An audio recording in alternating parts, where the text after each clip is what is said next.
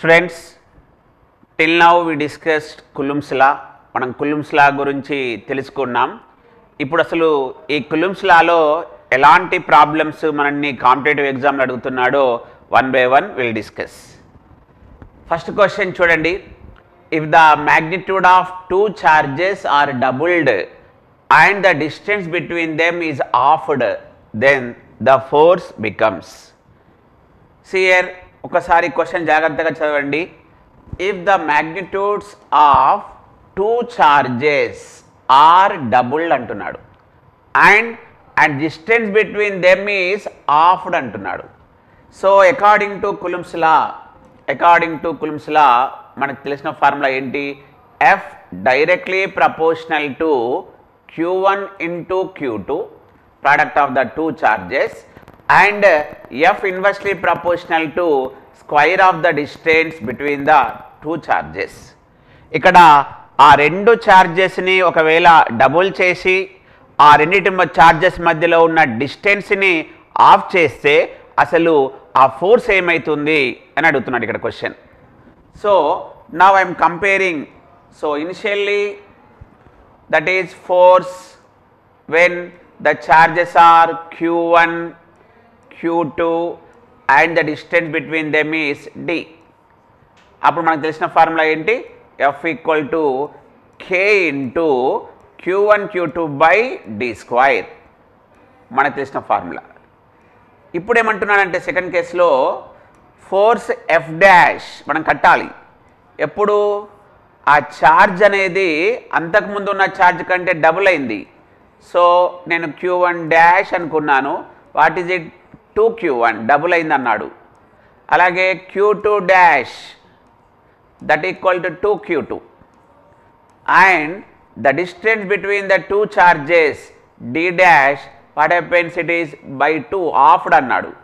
So the two charges are doubled, అందుకే నేను 2Q1 2Q2 అన్నాను. డిస్టెన్స్ ఈజ్ హాఫ్డ్, అందుకే నేను ఏమన్నాను? D/2 అన్నాను.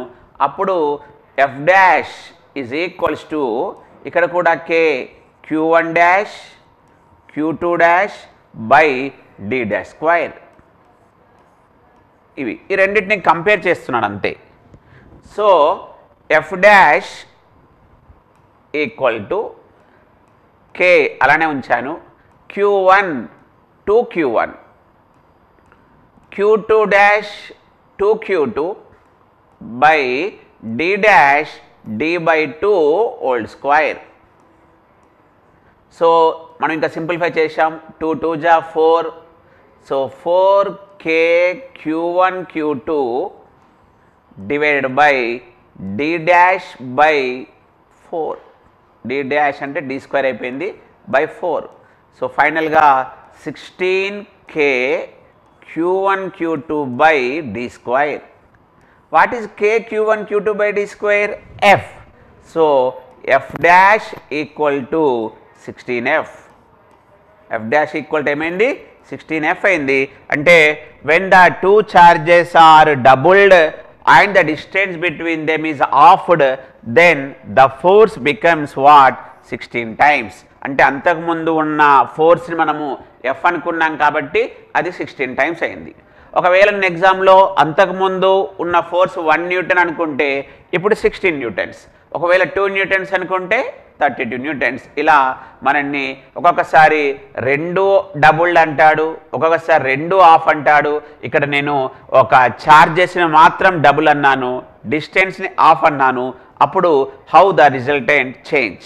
అప్పుడప్పుడు ఈజీగా అడగాలనుకుంటే డిస్టెన్స్ అనేది అలానే ఉంచేసి ఛార్జెస్ ఆర్ డబుల్డ్ అంటాడు, లేకపోతే ఛార్జెస్ని అలానే ఉంచేసి డిస్టెన్స్ని హాఫ్డ్ డబుల్డ్ అంటాడు. ఏది అడిగినా మనకు Coulomb's లాలో ఈ రెండు ఫార్ములాస్ మీదనే most of the questions asking students. Next second question చూద్దాం.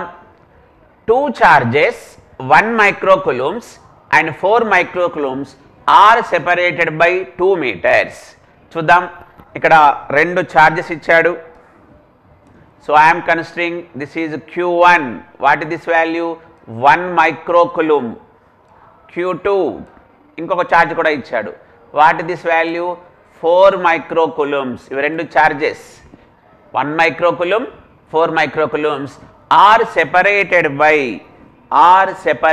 by ఆ రెండింటి మధ్యలో డిస్టెన్స్ కూడా ఇచ్చాడు ఎంత 2 meters. Then what is the force అడుగుతున్నాడు. సో అక్కడ మనకు ఆ రెండు ఛార్జెస్ని ఎక్కడ ఉంచాడో చెప్పలేదు కాబట్టి డిఫాల్ట్గా మనము ఆ 2 charges when the 2 charges are separated with a distance d in air అనుకోవాలి. వాళ్ళు ఏమి ఇవ్వకపోతే మనం ఏమనుకోవాలి ఎయిర్. అప్పుడు ఎయిర్లో మనకు ఫోర్స్ ఫార్ములా ఇంతకుముందు వీడియోలో చూసాం 9 × 10⁹ q1 q2 by d square. q1 q2 by d square ఇది ఫోర్స్ ఫార్ములా. నౌ ఇక్కడ q1 ఇచ్చాడు 1 microcoulombs, q2 ఇచ్చాడు 4 microcoulombs, డిస్టెన్స్ కూడా ఇచ్చాడు 2 meters. Now I'm substituting f equals to చూడండి 9 × 10⁹ అదొక కాన్స్టెంట్ కంపల్సరీ రాయాలి. q1 1 మైక్రో అన్నాడు, మైక్రో అంటే ఎంత 10⁻⁻6. q2 4 మైక్రో అన్నాడు 4 × 10⁻⁻6 డివైడ్ బై డిస్టెన్స్ ఎంత ఇచ్చాడు 2 d స్క్వేర్ కాబట్టి 2 స్క్వేర్. సో నేను ఇక్కడ సింపుల్గా చేసేస్తున్నాను 9 × 10⁻⁹ 10⁻⁻6 10⁻⁻6ని నేను 10⁻⁻12 ఆ 4ని అలానే రాసుకున్నాను. ఎందుకో చూడండి డినామినేటర్లో కూడా 2 స్క్వేర్ అంటే ఎంత 4 4 4 ఏమైపోయింది క్యాన్సెల్. 10⁻9 10⁻⁻12 ఈ రెండింటిని నేను పవర్స్ని యాడ్ చేశాను ఎందుకంటే బేస్ సేమ్ కాబట్టి. So answer 9 × 10⁻⁻3 newtons. What is the answer 9 × 10⁻⁻3 newtons students.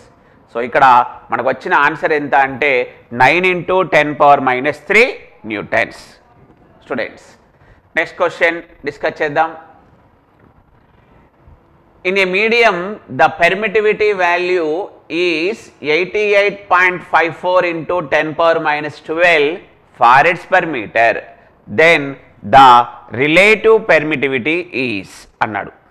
మనకు తెలుసు permittivity epsilon. What is the formula? Permittivity epsilon equal to epsilon naught into epsilon r. ఇప్పుడు ఇక్కడ క్వశ్చన్లో ఏమడుగుతున్నాడు what is the value of epsilon r. Epsilon r అంటేనే relative permittivity. మరి relative permittivity formula ఈ equation నుంచి epsilon equal to epsilon naught into epsilon r నుంచి చూస్తే what is that one epsilon by epsilon naught. ఖచ్చితంగా మనందరం గుర్తుంచుకోవాలి epsilon naught value. Epsilon naught value ఎంతని చెప్పాను epsilon naught absolute permittivity 8.854 into 10⁻⁻12 farads per meter. Absolute permittivity value. Now I am substituting these two values here. Then epsilon r అంటే relative permittivity. Epsilon ఇచ్చాడు question లోనే చూడండి 88.54 into 10⁻⁻12 అది epsilon. మళ్ళీ మనకు తెలిసిన constant epsilon naught that is what 8.854 into 10⁻⁻12. చూడండి ఇక్కడ జాగ్రత్తగా పాయింట్ తర్వాత 2 digits ఉంది, డినామినేటర్లో ఏమో పాయింట్ తర్వాత 3 digits ఉంది. ఒకవేళ ఆ పాయింట్ అనేది తీసేస్తే మనకు న్యూమరేటర్లో డినామినేటర్లో ఆ వాల్యూ అనేది సేమ్ అవుతుంది కాబట్టి సో ఇక్కడ నేను ఏం చేశాను సింప్లిఫికేషన్ చూడండి 88 ఆ పాయింట్ తీసేశాను 54 into 10⁻⁻12 8854 into 10⁻⁻12 పాయింట్ తీసేశాను కాబట్టి న్యూమరేటర్లో ఎంత రాయాలి 1000 డినామినేటర్లో 100. ఎందుకు ఇక్కడ పాయింట్ తర్వాత 2 digits ఉంది కాబట్టి 2 zeros, ఇక్కడ పాయింట్ తర్వాత 3 digits ఉంది కాబట్టి 3 zeros. సో ఇదంతా క్యాన్సిల్ అయిపోయాయి, ఈ 2 zeros ఈ 2 zeros క్యాన్సిల్ అయిపోతే మిగిలిపోయింది ఎంత 10. So the relative permittivity value how much 10. So option C is the correct answer. ఇలాంటి క్వశ్చన్స్ మనల్ని అడుగుతుంటాడు. అప్పుడప్పుడు ఏం చేస్తున్నాడంటే 10⁻⁻9/36π అలాంటి క్వశ్చన్స్ కూడా అడుగుతాడు. అప్పుడు ఖచ్చితంగా మనకు ఆ పెర్మిటివిటీ వాల్యూ కూడా ఆ పైలో కానీ లేకపోతే పై విలువ 3.14 కాబట్టి 3.14, 15.7, 6.28 ఇలా మల్టిపుల్స్ లాగా ఇస్తాడు. సో ఏది ఇచ్చినా మీరు ఖచ్చితంగా ఇక్కడ మాత్రం ఆ అబ్సల్యూట్ పెర్మిటివిటీ వాల్యూని మీరు గుర్తుపెట్టుకోవాలి. రెండు వాల్యూస్ని గుర్తుపెట్టుకోవాలి. ఒకటి 8.854 ఇంటూ 10⁻⁻12, ఇంకొకటి ఏం చెప్పాను 10⁻⁹/36π. ఇది కూడా మనకు చాలా చోట్ల ఇక్కడ యూజ్ అవుతుంది కూడా స్టూడెంట్స్. నెక్స్ట్ ఇంకో క్వశ్చన్ చూద్దాం. ఏ force of 40 newtons is acting between two charges kept in air. If the space between the charges is filled with a glass of permittivity of epsilon r 8, then the force between them. ఇక్కడ ఏమంటలేడు, ఒక force ఉందట. ఆ force value ఎంత ఇచ్చాడు 40 newtons. ఆ force value ఎంత 40 newtons. మరి ఈ 40 newtons ఎప్పుడు when the two charges kept in air, ఈ రెండు చార్జెస్ని ఎయిర్లో ఉంచినప్పుడు, ఈ రెండు చార్జెస్ Q1 Q2లు ఎక్కడున్నాయి ఎయిర్లో ఉన్నాయి, అప్పుడు ఆ ఫోర్స్ వాల్యూ ఎంత 40 newtons అంటున్నాడు. ఇక్కడ నువ్వు గుర్తుపెట్టుకోవాల్సింది ఈ ఫోర్స్ వాల్యూ ఎప్పుడు ఇన్ ఎయిర్లో ఉన్నప్పుడు చెప్పాడు. ఇప్పుడు ఏమంటున్నాడంటే ఆ రెండు చార్జెస్ మధ్యలో ఉన్న space between the two charges, if the space between the two charges is filled with a glass, ఆ రెండు చార్జెస్ మధ్యలో ఉన్న గ్యాప్ స్పేస్లో ఒక గ్లాస్ మెటీరియల్ని పెడుతున్నాడట. మళ్ళీ ఆ గ్లాస్ పెర్మిటివిటీ ఇచ్చాడు ఎంత 8, అప్పుడు ఫోర్స్ ఏమవుతుంది అంటున్నాడు. సో స్టూడెంట్స్, అకార్డింగ్ టు కులుమ్స్ లా మనం నేర్చుకున్న ఫార్ములా ఏంటి, F ఈక్వల్ టు 1/4πε అంటే K వాల్యూ రాశాడు, 1/4πε into Q1 Q2/d². Q1 Q2/d². ఇక్కడ what is epsilon? Epsilon equal to epsilon naught into epsilon are.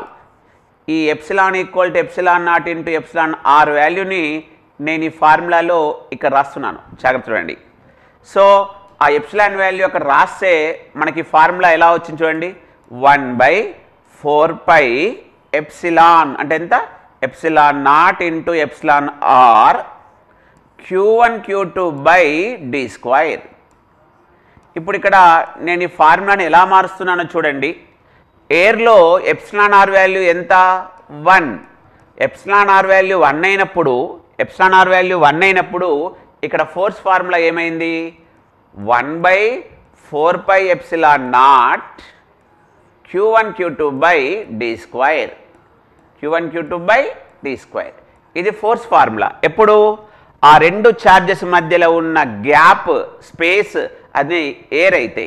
కానీ ఇప్పుడు మనం అడుగుతున్న క్వశ్చన్లో ఆ రెండు చార్జెస్ మధ్యలో ఉన్న గ్యాప్లో ఏముందంటున్నాడు, గ్లాస్ మెటీరియల్ ఉంది అంటున్నాడు. సో నేను ఇప్పుడు ఏం చేశాను, ఈక్వేషన్ని చూడండి. ఈక్వేషన్ని 1/4πε0 ఇంటూ Q1 Q2/d² అంటే ఇదే కదా. అంటే ఇప్పుడు నేను ఈ వాల్యూ ఎంత 1/4πε Q1 Q2/d² అని ఏమని రాసుకోవచ్చు, F అని రాసుకోవచ్చు. దీన్ని F' అన్నాను. దీన్ని ఏమంటున్నాను, మనం కట్టాల్సిన దాన్ని F' అంటున్నాను. So F' equal to F/εr. జాగ్రత్త, F/εr జాగ్రత్త చూడండి. ఈ ఈక్వేషన్లో 1/4πε0 Q1 Q2/d² అని ఏమనుకున్నాను, F అనుకున్నాను. మళ్ళీ క్వశ్చన్లో చూడండి F ఎంత ఇచ్చాడు 40. అదేవిధంగా గ్లాస్ మెటీరియల్ రిలేటివ్ పెర్మిటివిటీ కూడా ఇచ్చాడు ఎంత 8. So force 40 newtons, εr 8 value substitute చేస్తున్నాను, అప్పుడు 40/8 అన్నాడు. సో 8 1 జా 8 5 జా కాబట్టి మనకు ఆన్సర్ ఏమొచ్చేసింది 5 newtons. ఆన్సర్ ఎంత వచ్చింది 5 newtons. So correct answer option C. అప్పుడప్పుడు మనల్ని ఇలాంటి న్యూమెరికల్స్ అడుగుతాడు.